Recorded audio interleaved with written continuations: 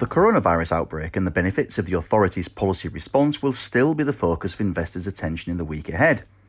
This will be particularly the case now the UK regulator, the Financial Conduct Authority, has asked companies to pause on publishing their full-year results for at least 2 weeks.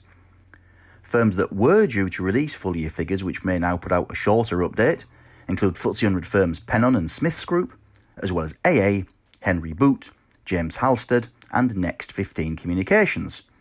Watch out for them, but in their possible absence, or at least truncated appearance, we're going to focus this week on the macroeconomic data that could prove most informative in the next few days. Assuming, of course, that the officials responsible are able to either get to work safely or work from home and still collate and release the data. Now, there are 3 sets of figures that economists and investors will be following particularly keenly.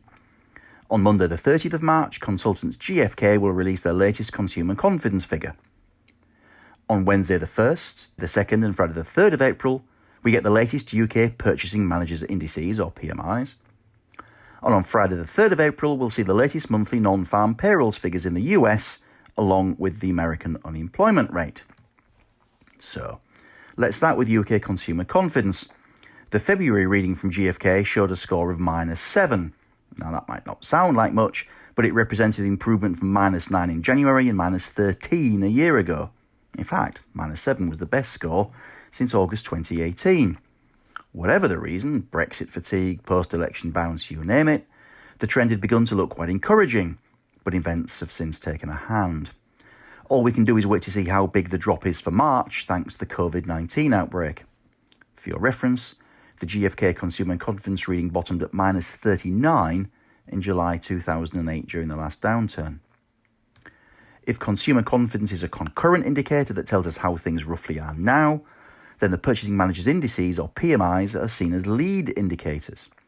A reading above 50 is generally seen as indicative of future growth. A score below 50 usually seen as a warning of a slowdown or even a recession. Just like consumer confidence, the PMIs looked okay in February, with both manufacturing and construction rising and services dipping only slightly. All 3 came in above 50 for the first time since April 2019. For the record, manufacturing due out on April the 1st reached 51.7, construction due out on 2nd of April hit 52.6, and services due out on 3rd April fell slightly to 53.2. It seems logical to assume that the outbreak will mean we'll see big dips in all 3 readings, and the preliminary manufacturing reading in late March dipped down to the mid-30s. To give some context, the worst readings during the financial crisis were 34.7 for manufacturing, 27.8 for construction, and 40.1 for services, and those were scores reached in late 2008, early 2009. Finally, we come to America's latest non-farm payrolls and unemployment data. The creation of 273,000 new jobs outside of agriculture in February was greeted by investors as a strong number and a sign the US economy was robust 11 years into the upturn. It also helped to take the unemployment rate down to 3.5%, a 51-year low. With 5.8 million unemployed in a workforce of 165 million, that left 159 Americans in gainful work. But again, this is where the viral outbreak intervenes. A Survey USA poll, number 25248, if you must know, over the weekend suggested over 14 million Americans may have already lost their job because of the viral outbreak.